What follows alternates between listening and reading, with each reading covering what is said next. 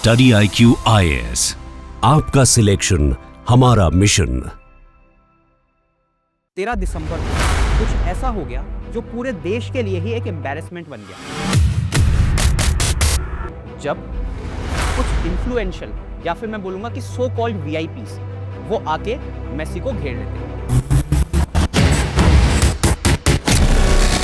जिसका इस देश से कोई लेना देना नहीं है। मतलब वो मानो यहाँ से कोई इमिग्रेंट होते या फिर है ना, कहते हैं कि प्रवासी भारतीय होते, तब भी उनको इतना एक्नॉलेजमेंट मिलना इंडिया में वाजिब था।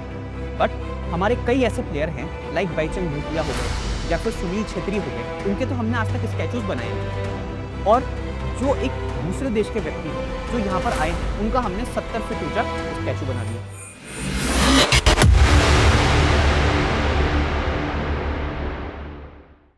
नमस्कार साथियों and welcome to study IQ। उम्मीद करता हूं कि आप सभी बड़े मजे में होंगे। लेकिन सॉल्ट लेक स्टेडियम में 13 दिसंबर को कुछ ऐसा हो गया जो पूरे देश के लिए ही एक एम्बैरेसमेंट बन गया। और ये एम्बैरेसमेंट सिर्फ एक स्पोर्ट्स के लिहाज से नहीं था, बल्कि इंडिया के law and order, VIP culture, even जो हमारा सिविक सेंस है उसके ऊपर भी एक तमाचे की तरह साबित हुआ। अभी ऐसा क्या हो गया, चलिए इस पूरे इंसिडेंट को समझते हैं। तो ये जो आप इमेजेस देख रहे हैं ना, यहां पर आपको दिख रहा होगा कि एक व्यक्ति खड़े हैं जिनको कुछ लोग घेरे हुए। अब ये व्यक्ति कौन है? ये व्यक्ति है मेसी। मेसी, जैसा कि आप कई लोग जानते भी होंगे कि एक फुटबॉलर हैं, कहां के? अर्जेंटीना के। अब अर्जेंटीना के फुटबॉलर हैं जो इंडिया में आए हैं, ठीक है। तो अब इस पूरे एक ऑर्गेनाइजेशन की तरह एक पूरा इसको ऑर्गेनाइज किया गया, एक इवेंट बनाया गया इसके लिए। और इवेंट कहां पर होस्ट किया गया? सॉल्ट लेक स्टेडियम, कोलकाता के अंदर। अब ऑर्गेनाइज कब हुआ? 13 दिसंबर के दिन। और बेसिकली ये है क्या? इसको नाम ऐसा किया गया कि गोट टूर। किस नाम से बोला गया इसको? गोट टूर। अब ये गोट क्या है? गोट बेसिकली ऐसे मान लीजिए कि एक है ना जेनजी टाइप का टर्म है। जेनजी मतलब कि जो नए नए बच्चे आ रहे हैं उनका एक बेसिक टर्म है, ग्रेटेस्ट ऑफ ऑल टाइम। अब ये किसको दिया जाता है? ये उन लोगों को दिया जाता है जो अपने फील्ड के अंदर एक अच्छा नाम कर गए और जो एक लाइफ टाइम के अंदर जो बेस्ट अचीवमेंट होती है वहां तक वो लोग पहुंच गए हैं। अब ऐसे व्यक्ति कौन है? ऐसे व्यक्ति हैं मेसी, जिन्होंने फुटबॉल में अपना नाम अर्जित किया है। तो अर्जेंटीना के फुटबॉलर इंडिया में आए गोट टूर के नाम से। यहां पर इन्होंने सॉल्ट लेक स्टेडियम जो है, यहां पर एक पूरा स्टेडियम के अंदर ऑर्गेनाइज किया गया एक इवेंट। उस इवेंट में कैसा था कि मेसी आएंगे, वो वहां पे अपनी कुछ ड्रिबलिंग करेंगे, कुछ लोगों से मिलेंगे, थोड़ी उनसे कुछ स्पीच वगैरह देंगे, बातें वगैरह करेंगे। ऐसा एक पूरा प्लान्ड इवेंट था। लेकिन यहां पे दिक्कत कब हो जाती है? जब कुछ इन्फ्लुएंशियल या फिर मैं बोलूंगा कि सो कॉल्ड वीआईपीज वो आके मेसी को घेर लेते हैं। अब ये वीआईपीज कौन थे? ये वीआईपीज थे कुछ पॉलिटिकल लोग, थोड़े बहुत जो फुटबॉल फेडरेशन से जुड़े हुए लोग थे वो लोग, और थोड़े से पैसे वाले रसूखदार लोग। इन लोगों ने आके मेसी को वहां पे घेर लिया। अब बेसिकली ऐसा हो गया कि एक फेमस इंसान आया और सबको अपनी राजनीति चमकानी है, सबको अपने फैमिली की उनके साथ फोटो करवानी है। अब मान लीजिए कि कोई वीआईपी व्यक्ति है, उनकी फैमिली या उनके बच्चा कोई मेसी का फैन है, तो अब वो कोई पब्लिक में वेट थोड़ी ना करेंगे। वो कहां पर जाना है? उनको तो सीधे जाके मिलना है उससे। तो उसी मिलने मिलाने के चक्कर में यहाँ पे मेसी भाई साहब रूठ गए। अब रूठे कैसे? कि इनकी जो सिक्योरिटी थी उसको ये लगा कि यहाँ पर एक सिक्योरिटी लैप्स हो गया है और जो कि मेसी की सुरक्षा को हानि पहुंचा सकता है। इसलिए उन्होंने वहां पे इवेंट कैंसिल किया और मिड इवेंट से निकल के मेसी वहां से निकल गए। अब जब वहां से मेसी निकले तो जो भी लोग थे जिन्होंने इस पूरे इवेंट के टिकट्स खरीदे थे, और अब अगर मैं बात करूं टिकट्स की, तो टिकट्स की रेंज थी अबाउट ₹5,000 टू 3 lakhs। अब भाई साहब 3 लाख की कौन सी टिकट होती है? ये टिकट थी ब्लैक वाली। तो जब पता होता है लोगों को कि भाई कोई एक फेमस इंसान है जो आने वाला है इस पर्टिकुलर इवेंट के अंदर, तो उसकी टिकट ब्लैक में भी ट्रेडिंग होने लग जाती है। जैसे कि हमने देखा था कि कोल्ड प्ले जो एक कॉन्सर्ट हुआ था, उसकी भी टिकट्स इसी तरीके से ब्लैक में जा रही थी। तो सिमिलरली इसकी भी टिकट्स कितने में गई? 5,000 से लेके लगभग 3 लाख तक की इसकी टिकट्स गई। अब हुआ क्या कि जब मेसी वहां से निकल गए, तो जिस भी इंसान ने 5,000 रुपए दिए थे या 3 लाख रुपए दिए थे या फिर कैसे भी टिकट खरीदी थी, वो अपने इतनी दूर से आया, वहां पे इस स्टेडियम में बैठा। जब वो देख रहा है कि भाई जिस इंसान को हम देखने आए थे उसे पूरे टाइम तो लोग कुछ वीआईपीस घेरे रहे। मतलब आप इस तरीके से समझ लीजिए कि ये जो इमेज है ना, ये एक बेस्ट इमेज है वहां पे मेसी की, जो कि दूर से ली गई है। अब सोच लीजिए कि लोगों को क्या तो दिख पा रहा होगा, जिस इंसान को वो लोग देखने आए हैं उसका कितना उनको वैल्यू मिला। अब जब मेसी वहां से चले गए तो वहां पे चालू हो गया वेंडलिज्म। वेंडलिज्म कैसे कि लोगों की पहली बात तो ये शिकायत थी कि हम इतनी दूर से आए इतना महंगा टिकट लेके, ऊपर से जिस इंसान को हमको देखना था उसे देख भी नहीं पाए क्योंकि कुछ रसूखदार लोग उसको घेरे खड़े रहे। अब जब वो व्यक्ति निकल गया उसके बाद हमको बताया गया कि इवेंट जो है वो यहीं तक ही था, इवेंट लगभग कैंसिल हो चुका है। तो वहां पर लोगों ने कुछ प्लास्टिक की बॉटल्स हो गई या फिर जो कुर्सियां हो गई वो पूरे प्रशासन के ऊपर, पुलिस के ऊपर उठा उठा के फेंकनी चालू कर दी और क्या स्टार्ट हो गया, वहां पे वेंडलिज्म स्टार्ट हो गया। अब जब ये पूरा वेंडलिज्म स्टार्ट हुआ तो इंडिया के लिए एक शर्मनाक स्थिति बनी। वो स्थिति क्या थी कि पहली चीज तो कि हमारे जो वीआईपीज हैं जिन्हें हम पावर होल्डर्स बोलते हैं वही काबू में नहीं है। दूसरी चीज ये सामने आई कि जो हमारी पब्लिक है उसको अपनी ही जो देश है, मतलब कोई मेहमान अगर आया है वो जस्ट निकला है तो हम उसको स्टेडियम को तोड़ दे रहे हैं, तो मतलब हमको सिविक सेंस भी नहीं है। तो इस तरीके से ये पूरा का पूरा जो एक इवेंट था ये एक मिसमैनेजमेंट की मिसाल बन के रह गया पूरी दुनिया के आगे। और जो इंडिया है उसके बारे में जैसे बीबीसी है या फिर न्यूयॉर्क टाइम्स है, इन सभी ने क्या किया, कुछ कुछ आर्टिकल्स छापे कि भाई देखो, ये भी हमको समझना पड़ेगा कि कई जो न्यूज़पेपर्स हैं या फिर कई जो देश है ना, स्पेशली वेस्टर्न मीडिया, आजकल वो काफी ज्यादा क्रिटिकल हो रखा है इंडिया के। होता हमेशा से था बट आजकल क्यों है, बिकॉज इंडिया बात नहीं सुन रहा है यूएसए की। ठीक है, हम लोग उनके टैरिफ वॉर के आगे अभी तक भी डटे हुए हैं। तो इस कारण से जब भी कोई मौका मिलता है तो आपने एक सुना होगा what's wrong with India campaign. तो सिमिलरली कि what's wrong with India campaign में ये एक पूरा का पूरा इंसिडेंट और देखने को हमको मिलता है। अब इस पूरे इवेंट का हम बेसिकली ब्रीफ अगर देखें तो यहाँ पे एक 70 फुट लंबा एक स्टैचू भी बना गया था मेसी के लिए। अब देखिए, जो मेसी है वो अर्जेंटीना का फुटबॉलर है। नो मैटर कि वो कितने भी बड़े फुटबॉलर हों, पर अगर एक ऐसा व्यक्ति जो किसी दूसरे देश के लिए खेल रहा है, जिसका इस देश से कोई लेना देना नहीं है, मतलब वो मानो यहाँ से कोई इमिग्रेंट होते या फिर है ना, कहते हैं कि प्रवासी भारतीय होते, तब भी उनको इतना एक्नॉलेजमेंट मिलना इंडिया में वाजिब था। बट हमारे कई ऐसे प्लेयर हैं लाइक बाईचंग भूटिया हो गए या फिर सुनील छेत्री हो गए, उनके तो हमने आज तक स्टैचूज बनाए नहीं। और जो एक दूसरे देश के व्यक्ति है जो यहाँ पर आए हैं उनका हमने 70 फीट ऊंचा स्टैचू बना दिया। इस इवेंट में खर्चा कितना हुआ, इस इवेंट में अप्रोक्सीमेटली 150 करोड़ के आसपास खर्चा हुआ। इसमें से थोड़ा मेसी ने भी लिया, थोड़ा ऑर्गेनाइजेशन में गया, सारे के सारे मिला के टोटल एक्सपेंसेस ये रहे। बट नुकसान किसको हुआ, इंडिया की इमेज को। अब जो ये पूरा मिसमैनेजमेंट हुआ है या फिर ये जो पूरी घटनाक्रम चला है, इसमें किस किस की गलती है, क्या इसके पीछे रीजंस थे, एक बार उस पर भी नजर डाल लेते हैं। तो सबसे पहला रीजन तो यह है वीआईपी कल्चर।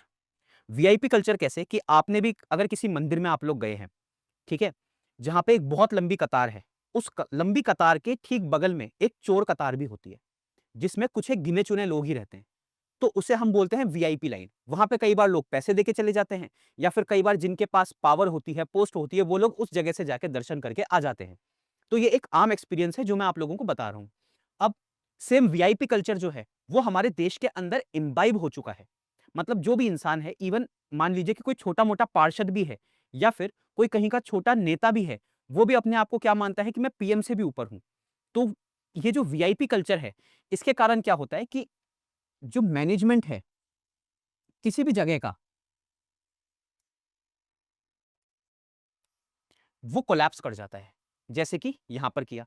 यहां पर क्या, आप एक चीज बताइए कि क्या यहां पे पूरे इस इंसिडेंट में जो लोग हैं, जो ऑर्गेनाइजर्स हैं, उन्होंने मेसी की सुरक्षा के बारे में नहीं सोचा होगा?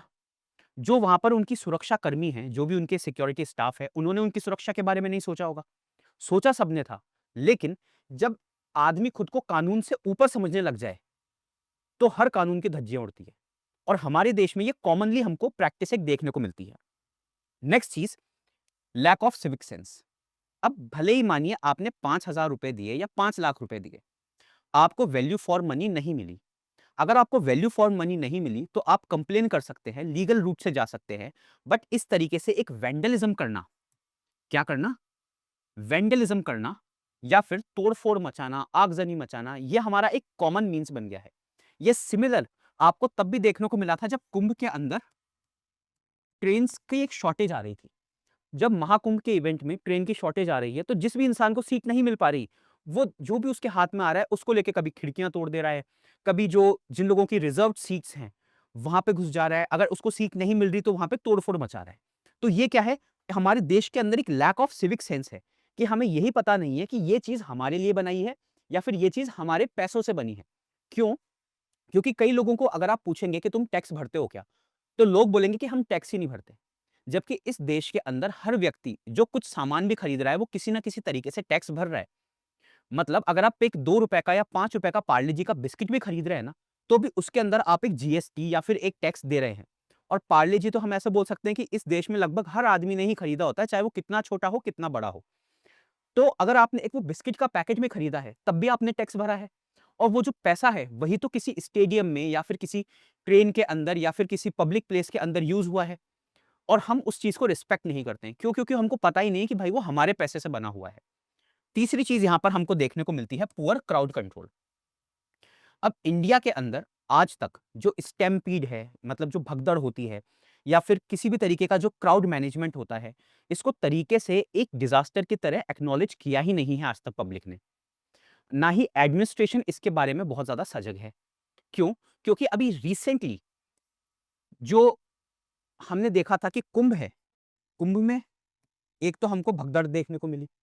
दूसरी भगदड़ हमको देखने को मिली कि जो आरसीबी का एक विनिंग प्रोसेशन था कर्नाटका के अंदर, वहां भी हमको सेम चीज देखने को मिली कि जितना आपके पास क्राउड की कैपेसिटी है, आप उसको एनालाइज करे बिना बहुत सारे लोगों को बुला लेते हैं। और जब इतने सारे लोग आते हैं वहां पे, तो आपके पास ना तो मैनेजमेंट होता है, ना इतने कंट्रोल करने वाले लोग होते हैं, ना आपके पास उतनी पुलिस है जो उस पूरे को संभाल सके। इस कारण क्या होता है, एक क्राउड मिसमैनेजमेंट होता है और उस क्राउड मिसमैनेजमेंट के कारण यहाँ पे इस तरीके के इंसिडेंट्स हमको देखने को मिलते हैं। तीसरी चीज यहां पर हमको देखने को मिलती है कमर्शियल ओवररीच। अब ये कमर्शियल ओवररीच क्या है? इसका आप सीधा सा मतलब ये समझ सकते हैं कि जिस इंसान ने 150 करोड़ इवेंट पे खर्च किए, मेसी को बुलाया, 70 फुट लंबा स्टैचू बना, इतना कुछ तामझाम किया है, तो वो अपनी कॉस्ट भी रिकवर करेगा। अब जब वो व्यक्ति अपनी कॉस्ट रिकवर करने पर आएगा ना, तो वो अनाप शनाप टिकट्स के रेट लगाएगा। और टिकट्स ज़्यादा से ज़्यादा बेचने के चक्कर में जो वहाँ पे सिटिंग कैपेसिटी है उस पूरे स्टेडियम की, वो उसको भी एक्सटेंड करने की कोशिश करेगा। कि जहाँ पर आपने कई बार देखा होगा कि मतलब कहीं पे कोई इवेंट है, जहाँ पे जगह नहीं है, तब भी एक्स्ट्रा कुर्सियाँ लगा दी जाती है। क्यों? ताकि और लोग आएँ, और लोग आएँगे तो और पैसा आएगा, और पैसा आएगा तो जो कमर्शियल कॉस्ट है उस पूरे इवेंट की, वो रिकवर हो जाएगी। तो ये जो सारे फैक्टर्स हैं, जिसमें वीआईपी कल्चर हो गया, लैक ऑफ सिविक सेंस हो गया, पुअर क्राउड कंट्रोल हो गया या कमर्शियल ओवरली रीच हो गया, इन सब के कारण मिलके एक कंबाइंड हमको इंसिडेंट देखने को मिला है। अब सबसे इंपॉर्टेंट चीज यहां पर आती है क्राउड मैनेजमेंट, जिसकी इंडिया के अंदर एक खासी कमी है। इसको समझने के लिए हमको ये समझना पड़ेगा कि इसके 3 एस्पेक्ट्स होते हैं। पहला तो है स्ट्रक्चरल वीकनेस, दूसरा है क्राउड बिहेवियर की ट्रेनिंग नहीं है लोगों के पास, और तीसरा है यहाँ पे पब्लिक ट्रेनिंग। अब से इसको समझते हैं। सबसे पहले आता है स्ट्रक्चरल वीकनेस। स्ट्रक्चरल वीकनेस मतलब कैसे? कि मतलब मानिए कि अगर यहाँ पर एक ये पैसेज है, उस पैसेज के अंदर हमने वो स्ट्रक्चर ही नहीं बना रखा कि जो बहुत सारे लोगों को झेल सके। कैसे? कि यहाँ पर अगर एक पूरी की पूरी भीड़ इस तरीके से जाएगी यहाँ पे, तो एक भगदड़ बनने के चांसेस रहेंगे। पर वहीं पर ही अगर यहाँ पर इस तरीके का एक क्यू मैकेनिज्म या फिर रॉड्स लगा दी जाए, जिससे लोग क्रॉस कर करके इस तरीके से आते रहें, जैसा कि हमने बहुत जगहों पे देखा भी है, तो क्या इस तरीके के इंसिडेंट्स कम हो सकते हैं? बिल्कुल हो सकते हैं। तो पहली चीज़ है कि यहाँ पे स्ट्रक्चर की ही कमी है। दूसरी चीज़ क्राउड बिहेवियर के अंदर जो ट्रेनिंग होती है हमारी वो। तो जो हमारा नेशनल डिज़ास्टर मैनेजमेंट अथॉरिटी है, उसने ये कह रखा है कि 5 पीपल पर मीटर स्क्वायर, कि मतलब जो भी 1 मीटर का जगह होगी, उसमें 1 मीटर स्क्वायर की जो जगह होगी, उसमें 5 लोग होने चाहिए। अगर 5 लोगों से ज़्यादा है, तो आप ओवर कैपेसिटी पे चल रहे हो, जिसके कारण थोड़ा भी धक्का लगा इंसान को, तो वहाँ पे एक कंटीन्यूअस स्टैम्पिंग देखने को हमको मिल सकता है। लेकिन इस क्राउड कंट्रोल के बारे में या फिर जो क्राउड का बिहेवियर होता है, इसके बारे में जो पूरा स्टाफ है, वही ट्रेन नहीं है। For example police staff, police भी इसके बारे में ज़्यादा ट्रेन नहीं होती कि क्राउड का किस तरीके का बिहेवियर होता है। जो एक्स्ट्रा हमारे सिक्योरिटी पर्सनल्स होते हैं, जो किसी भी इवेंट में आपको जैसे कि कुछ बाउंसर्स हो गए या फिर कुछ वॉलंटियर्स हो गए, जो कि पुलिस के साथ रह रह के पूरी चीज़ों को मैनेज भी करते हैं। तो वहाँ पर भी उन लोगों के अंदर भी इस चीज़ की हमको कमी देखने को मिलती है। तीसरी चीज़ यहाँ पर है लैक ऑफ पब्लिक ट्रेनिंग। हमारे लोगों को ये पता ही नहीं है कि अगर मानिए कि बहुत ज़्यादा भीड़ है कहीं पे, तो वहाँ पे किस तरीके से चलना है। बेसिकली इस तरीके से हाथ क्रॉस करके आपको चलना है अगर आप किसी बहुत ज़्यादा भीड़-भाड़ वाले इलाकों में हैं, ताकि अगर आप गिरे भी, तो भी आपके ऊपर कोई पैर रखता है, कुछ भी रखता है, तो आपके जो क्रिटिकल ऑर्गन्स हैं, वो सेफ रहें। तो पहली चीज़ तो यहाँ पे क्राउड मैनेजमेंट की कमी देखने को मिलती है हमारे देश के अंदर। दूसरी चीज़ है यहाँ पे सिविक सेंस की। सिविक सेंस कैसे? कि पहली बात तो मैंने जैसे बताया कि एक पार्ले जी का बिस्किट अगर कोई खरीद रहा है, तब भी वो टैक्स भर रहा है। लेकिन हम लोगों को ये पता ही नहीं है। तो हमें लगता है कि यार जो भी है वो सरकार का ही तो है, तोड़ भी दिया तो क्या गया? तो जो सरकार का है, वो सीधी बात है कायदे से हर पब्लिक के इंसान का भी है। दूसरी चीज़ एंटाइटलमेंट बिहेवियर। एंटाइटलमेंट बिहेवियर कैसे? कि जो हमको इसी केस के अंदर देखने को मिला कि मानिए कि एक व्यक्ति है जिसने ₹5000 का टिकट खरीदा। अब ₹5000 का उसने टिकट खरीद लिया, तो उसको ये महसूस हो गया कि भाई पूरा स्टेडियम ही मेरा है, कि मैंने खरीदा तो है टिकट, तो अब मैं इसको तोड़-फोड़ सकता हूँ। सेम आप किसी पब्लिक प्लेस में जाएँगे मतलब किसी मूवी हॉल के अंदर गए, तो मूवी हॉल में भी लोग क्या करते हैं, कभी कुछ कुर्सियाँ फाड़ देते हैं या कुछ भी कर देते हैं। या फिर आप किसी ज़ू के अंदर गए, तो वहाँ पर क्या होगा कि आपने टिकट ले लिया, तो लोगों को क्या लगता है भाई टिकट हमने अगर खरीद लिया, तो हम अब एंटाइटल्ड हैं जो भी करने के लिए। तो यहाँ पे रूल्स जो हैं वहाँ के, उस जगह के, वो हम फॉलो नहीं करते हैं। जो हमारा लीगल प्रोविजन है, उसके अंदर भी थोड़ी-सी ये कमी है कि हमारे देश में जो भीड़ है, उसको कभी भी सज़ा नहीं होती है। भीड़ में से कुछ एक गिने-चुने समझ में आ गए, तो आ गए, बाकी जो एक भीड़ है हमारे देश में उसको सज़ा नहीं होती है। तो एक और ये एस्केप क्लॉज़ बन जाता है लोगों के लिए कि भीड़ के अंदर हम चाहे जो कर सकते हैं। तीसरी चीज़ यहाँ पे है इमोशनल वॉलेटिलिटी। अब ये इमोशनल वॉलेटिलिटी क्या है? ये है सबसे खतरनाक और भयंकर चीज़। कैसे? कि जो एक रील कल्चर आ चुका है इंडिया के अंदर, जिससे लोगों का अटेंशन टाइम कम हुआ है। दूसरी चीज़, लोगों को ये भी लगने लगा है कि हमको जो भी चाहिए वो इंस्टेंटली चाहिए। इंस्टेंट ग्रैटिफिकेशन हमको चाहिए। तो उस इंस्टेंट ग्रैटिफिकेशन के चक्कर में मानिए कि अगर हमारे कोई मनचाही चीज़ नहीं हो पाती है, तो हम उसको तुरंत या तो तहस-नहस करने की सोचते हैं या फिर किसी और मीडियम से उसको पाने की कोशिश करते हैं। तो ये जो सेम चीज़ है ना इमोशनल वॉलेटिलिटी कि हम इमोशनली इतने स्टेबल ही नहीं हैं जो हमारा यूथ है, जो जेन ज़ी है स्पेसिफिकली, वो थोड़ा-सा इमोशनली वॉलेटाइल होता जा रहा है। क्यों? क्योंकि रील्स है, अटेंशन टाइम स्पैन कम होता जा रहा है हमारा। दूसरी चीज़ कि जो एक कमर्शियलाइज़ेशन या फिर जो होता है ना कि एक भौतिक चीज़ों का जो आकर्षण होता है, वो इतना ज़्यादा हो चुका है कि हमारे अंदर वो सेल्फ कंट्रोल या फिर एक सेल्फ इवैल्यूएटिंग मैकेनिज़्म खत्म होता जा रहा है। तो यहाँ पर इमोशनल वॉलेटिलिटी एक अलग फैक्टर है। नाउ क्या ये जो सारी चीज़ें हैं, ये जो भी इंसिडेंट हुआ है, जो इंडिया की रेपुटेशन खत्म हुई है, अब सीधी बात है मेसी भी तो सोच रहा होगा कि मतलब किन लोगों के बीच में मैं आ गया। क्यों? क्योंकि वो जहाँ पे भी गया उसको इतना प्यार मिला, ठीक है? उसको इतनी रिस्पेक्ट मिली, लोगों ने तरीके से आके क्योंकि जिस देश से वो आ रहे हैं, वहाँ पे उसने जिन देशों के अंदर ट्रैवल किया है, वहाँ पे सिविक सेंस एक बहुत इम्पोर्टेंट चीज़ है। वो लोगों के ब्लड के अंदर है, उनके डीएनए के अंदर जा चुका है, ठीक है? अब सिमिलरली देख लीजिए कि आज ही वो हैदराबाद में आज ही मतलब लगभग 12 तारीख 14 तारीख को मेसी जो है, वो हैदराबाद में भी गए।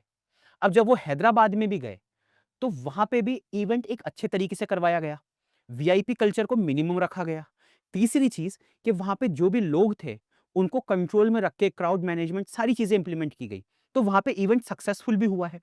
तो यहाँ पे जो सबसे इम्पोर्टेंट चीज़ है कि व्हाट्स नेक्स्ट कि क्या ये जो सारी चीज़ें चल रही है, ये भारतीयों का क्या फेक है क्या? ये हमारा फ्यूचर हो गया क्या?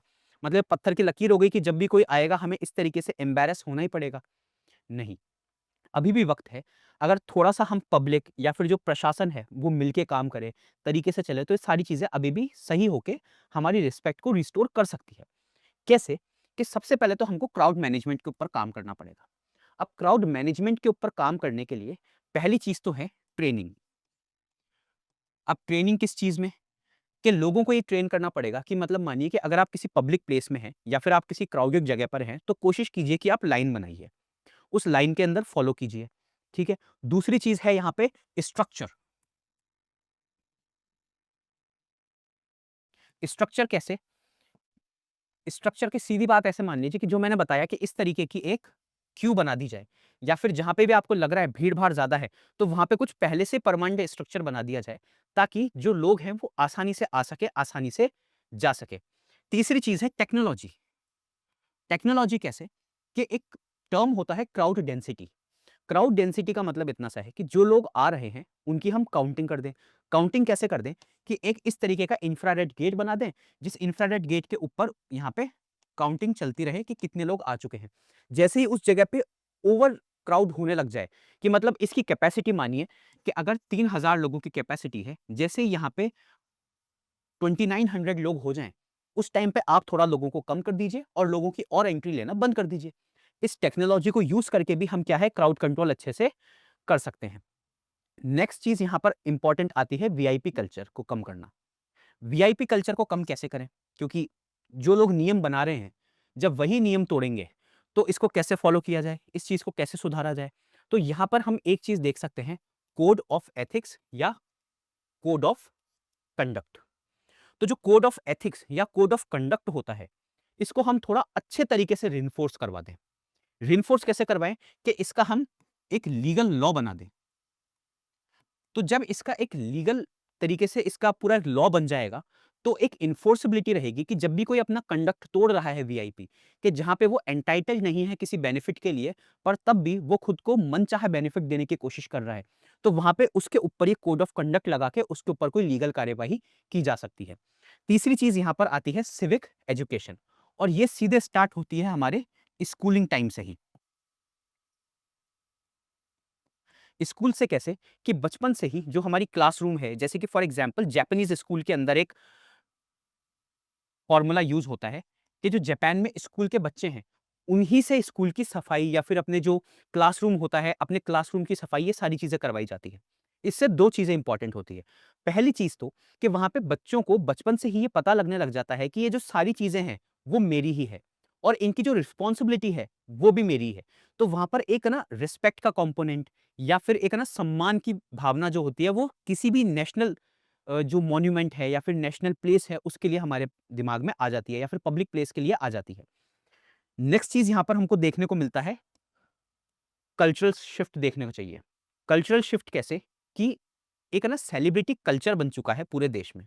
मतलब आप आज किसी भी एक बड़ी सेलिब्रिटी के बारे में कुछ भी उल्टा सीधा बोल के देखिए, उसके बाद आप उसके जो फॉलोअर्स होंगे वो आपके ऊपर जिस तरीके का अटैक होता है, पर्सनल अटैक या फिर वर्बल अटैक, जिस भी तरीके से है, वो आपको अटैक करना स्टार्ट कर देंगे। दूसरी चीज, जब भी कोई वीआईपी इस तरीके की जगह में आता है, फॉर एग्जांपल जैसे कि अभी एक केस हुआ था कि जो साउथ इंडियन एक्टर है विजय, उनके वहां पर एक मूवी थी, उस मूवी का और एक अल्लू अर्जुन के लिए भी, कि वहां पर जब वो मूवी स्टार्ट हुई या फिर जो वो क्राउड था, वो क्राउड बेकाबू हो गया उनको सिर्फ देखने के लिए। क्यों? क्योंकि सेलिब्रिटी कल्चर बहुत ज्यादा हो गया है। तो अब जब ये सेलिब्रिटी कल्चर इतना ज्यादा हो गया है, तो इसको कंट्रोल करने की जरूरत है। अब ये कंट्रोल कैसे होगा? ये कंट्रोल होगा सेल्फ वर्थ को पहचान के, कि हमें भाई अपनी सेल्फ वर्थ भी तो देखनी है। माना हम किसी इंसान के फैन हैं, बट उस फैंडम को सिर्फ उस पर्टिकुलर डोमेन तक ही रखा जाए। कि अगर ये देखिए किस तरीके की ये बात है कि अगर आरसीबी कप जीती, जिसे पैसा मिलना था उसे पैसा मिल गया, जिनको कमाना था उन सब ने कमा लिया, जिस भी पार्टी को उन लोगों को बुला के अवार्ड दे के अपनी वाहवाही लूटनी थी उन्होंने लूट ली, लेकिन जो जान गई वो गई किसी आम आदमी की। तो जो भी नुकसान है वो अंत में एक आम आदमी को झेलने को मिलता है। इसलिए कि जो एक सेलिब्रिटी कल्चर है, कि देखिए सेलिब्रिटी का काम ये है कि वो अपना पैसा छापना चाहता है, और वहां पर वो सही भी है कि भाई जब उसकी पावर है तो वो पैसे कमाएगा भी। तो उस वो तो अगला पैसे कमाएगा, लेकिन आप उसके पीछे क्यों पागल हो रहे हैं? तो एक रीजन ये भी आ जाता है कि ये सेलिब्रिटी एक कल्चर जो है, उससे हमको थोड़ा सा शिफ्ट करने की आवश्यकता है, कि सेलिब्रिटी को हम एक इंसान माने, भगवान ना माने। Last but not the least, ये एक कोट है जिसका सीधा सा मतलब ये है, the people once masters of everything now restrict their curious hopes, their anxious hopes to two things only. First is bread and second is circuses. आसान भाषा में समझाएं तो एक मैन है या फिर एक ह्यूमन है, वो हर चीज को मास्टर कर सकता है, लेकिन अब उसने क्या किया है, एक तो ब्रेड और एक सर्कस, इसी के इर्द गिर्द खुद को सीमित करके रख दिया है। ब्रेड मतलब फ्री फूड, फ्री इलेक्ट्रिसिटी, या फिर जिसको भी हम बोलते हैं फ्री बीज। तो लोगों ने क्या किया है, खुद को फ्री बीज तक कंट्रोल करके रख दिया है, और दूसरी चीज क्या होती है, सर्कसेस, कि जब भी लोग किसी चीज के बारे में विरोध करना स्टार्ट करें या फिर उनको लगे कि भाई हमारे राइट्स ये हैं या फिर हमें ये चीज मिलनी चाहिए, सरकार या फिर जो भी प्रशासन है वो ये चीज गलत कर रहा है, तो उनके हाथ में कोई सर्कस दे दो। सर्कस कैसे, कि कोई कॉन्सर्ट हो सकता है, कोई इस तरीके का जो मेसी का इवेंट है ये हो सकता है। तो कुल मिला के सीधी सी बात ये है that people who were once master of everything, ठीक है, क्योंकि हम डेमोक्रेसी में हैं। डेमोक्रेसी मतलब लोकतंत्र, लोकतंत्र मतलब लोगों का राज। तो जो लोग राज कर सकते हैं, जो लोग डेमोक्रेसी चला सकते हैं, जाहिर सी बात है कि उनमें इतनी कैपेसिटी है कि वो हर चीज को मास्टर कर सकते हैं। पर लोगों ने अपनी मर्जी से क्या किया है, खुद को ब्रेड और तमाशे तक, सिर्फ रोटी, फ्रीबीज और जो तमाशा होता है उस तक खुद को सीमित रख दिया है। और खुद को वहां तक सीमित रख के जो भी काम है, जो भी अपने डिसीजंस हैं, सारे प्रशासन या फिर जो लोग हमारे काबिल भी नहीं हैं, जैसे कि कुछ सेलिब्रिटीज हो गई या कोई भी हो गए, उनके आगे हमारे सारे डिसीजंस हमने दे दिए हैं।